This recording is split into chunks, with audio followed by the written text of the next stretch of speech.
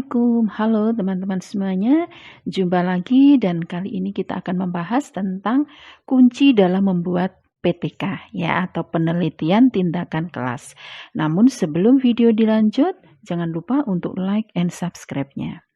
Baik teman-teman semuanya, sebenarnya sudah tidak asing lagi ya bagi kita bahwa apa itu PTK atau penelitian tindakan kelas. Karena setiap kita ingin menyusun satu angka kredit gitu ya yang digunakan untuk kenaikan pangkat, biasanya pada pengembangan profesi itu kan kita harus salah satunya adalah menyusun satu PTK. Namun bagi rekan-rekan semuanya mungkin ini dirasa sangat susah gitu ya. Nah, sebenarnya apa yang ingin kita lakukan itu harus ada niat dulu gitu ya. Jadi ada niat untuk mau menulis.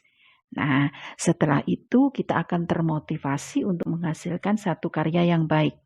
Nah, apalagi ini akan digunakan untuk pengembangan profesi kita, begitu ya. Nah, baiklah, nanti kita akan membahas apa sebenarnya PTK itu dan apa kunci gitu ya. Kuncinya dalam membuat PTK itu harus ada hal itu. Nah, nanti kita lanjut lagi ya. PTK. Oke, PTK itu apa gitu ya. Penelitian tindakan kelas itu apa yang sering kita lakukan, sering kita baca, sering kita dihimbau untuk mau menulis dan seterusnya ya.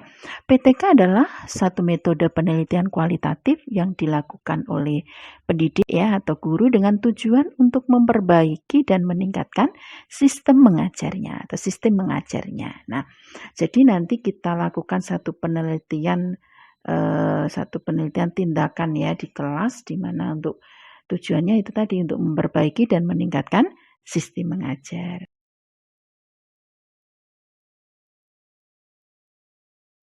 Teman-teman semuanya, nah kunci dalam membuat PTK itu sebenarnya ada 3 hal ya, yaitu harus ada perubahan, harus ada perbaikan, dan harus ada peningkatan. Nah, jadi 3 kunci ini nanti yang akan kita gunakan di dalam membuat suatu PTK.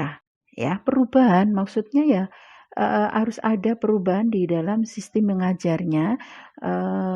Mungkin ya kita ambil contoh misalnya ya, ada satu penelitian ya, harapannya adalah yang tadinya motivasi dari siswa itu masih kurang, ada perubahan gitu ya, motivasinya menjadi lebih meningkat. Nah, seperti itu ya. Hasil belajarnya juga mungkin masih rendah, kemudian diadakan satu penelitian PTK maka akan menjadi lebih bagus gitu ya. Nah, kemudian yang kedua, kunci yang kedua adalah perbaikan. Nah, jadi PTK itu kuncinya harus ada perbaikan. Maksudnya di sini bahwa dari sistem mengajar yang kurang sesuai gitu ya, kurang tepat misalnya, itu bisa kita ganti dengan satu metode yang tepat atau sesuai. Nah, harapannya yaitu tadi untuk meningkatkan apa yang menjadi tujuan kita melakukan penelitian tindakan ini. Begitu ya.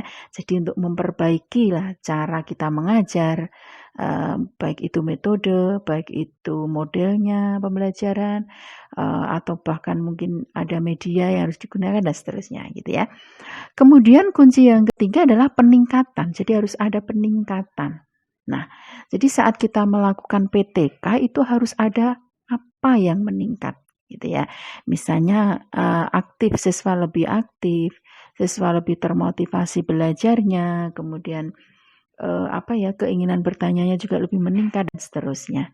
Nah, itu yang dinamakan kunci dalam PTK. Jadi sebenarnya di sini 3 kunci inilah yang harus kita pahami gitu.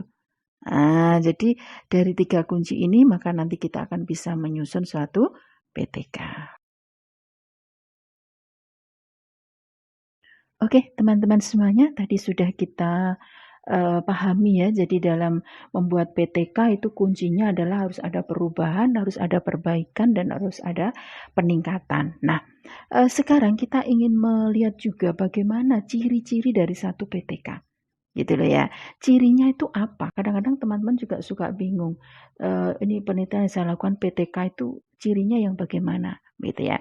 Ciri-ciri PTK di sini adalah dilaksanakan pada saat pembelajaran. Jadi tidak mengganggu kegiatan belajar mengajar, gitu ya, karena dilaksanakan pada saat pembelajaran itu juga.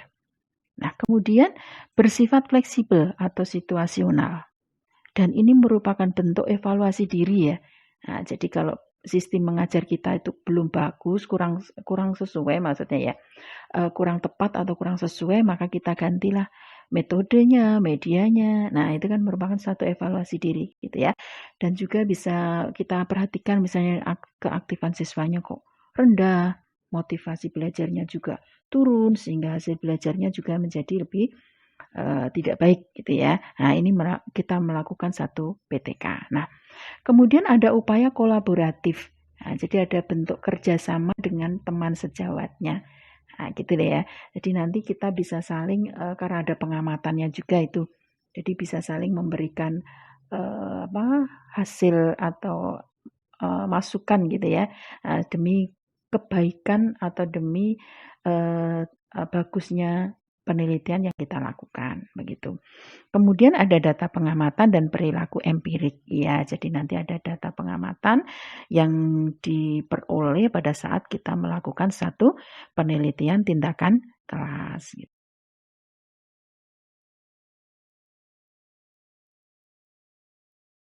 Baik teman-teman, selanjutnya adalah karakteristik dari PTK. Nah, apa saja karakteristiknya? Yang pertama adalah memecahkan permasalahan nyata yang terjadi di kelas.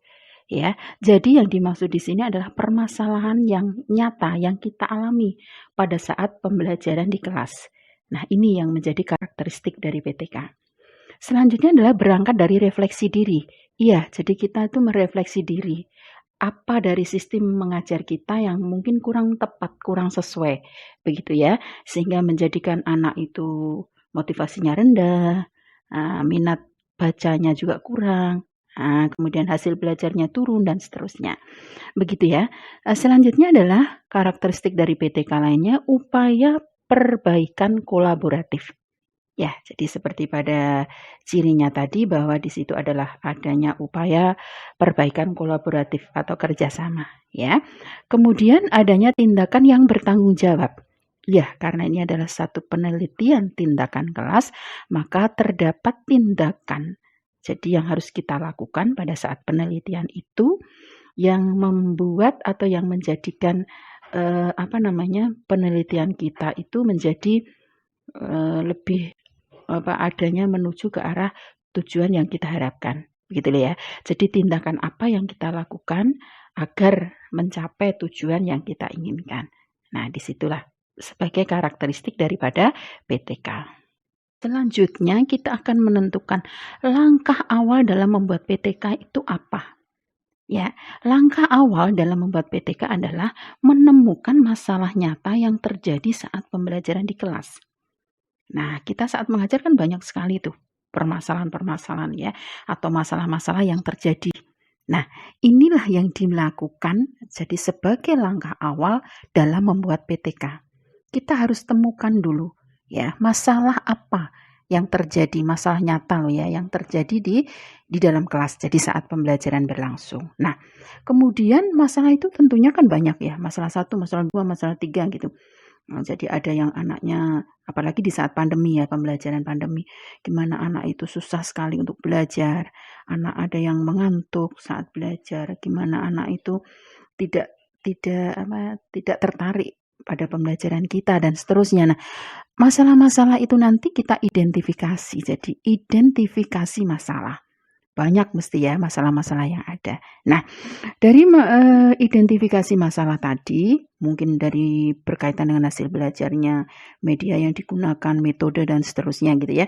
Nah, maka pilihlah masalah yang paling membuat galau atau boleh dikatakan fokus masalah gitu ya, yang paling dominan pada saat pembelajaran itu terjadi. Nah, ini yang kita ambil gitu loh. Ya, jadi kita ambil dan kita pilih. Nah, kemudian selanjutnya dimasukkan dalam rumusan masalah.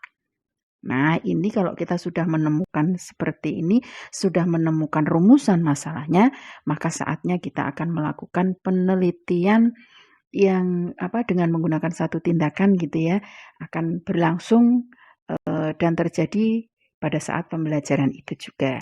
Nah, Kemudian nanti teman-teman semuanya bisa lakukan seperti pada karakteristik, yaitu ada upaya untuk kolaboratif ya.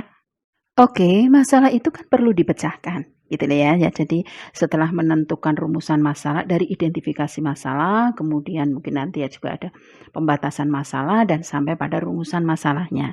Nah, dari masalah yang tadi itu tentunya perlu dipecahkan. Nah, pemecahan masalahnya adalah dengan menggunakan tindakan atau berupa tindakan, begitu ya. Nah, lalu solusinya apa saja dari berbagai permasalahan yang terjadi saat pembelajaran berlangsung tadi. Nah, kemungkinan saja kan ada yang penggunaan metode, media, strategi pembelajarannya mungkin dibuat berganti atau diganti gitu ya. Dibuatlah yang tepat dan sesuai sehingga anak itu lebih tertarik pada pembelajaran kita. Kemudian juga dengan menggunakan berbagai media pembelajaran dan seterusnya. Begitu ya teman-teman, jadi nanti pada langkah awal dari penulisan PTK ini, itu adalah memang harus menentukan masalah dulu, menemukan masalah dulu. Nah begitu ya, dan teman-teman juga nanti bisa mencari ini loh, penelitian yang relevan juga ya sebagai bahan untuk referensi, jadi kalian bisa atau teman-teman bisa lihat pada penelitian-penelitian yang relevan. Nah, kemudian saatnya kita akan menulis suatu penelitian menjadi bentuk penelitian tindakan kelas yang mana bisa mengatasi dan melakukan satu perbaikan begitu ya. Dan nanti akan bisa menjadikan pembelajaran kita akan menjadi lebih baik. Begitu. Besok kita ketemu lagi di membuat PTK bagian kedua ya. Ikuti terus video dari saya dan terima kasih atas perhatiannya. Salam sehat selalu. Assalamualaikum warahmatullahi wabarakatuh.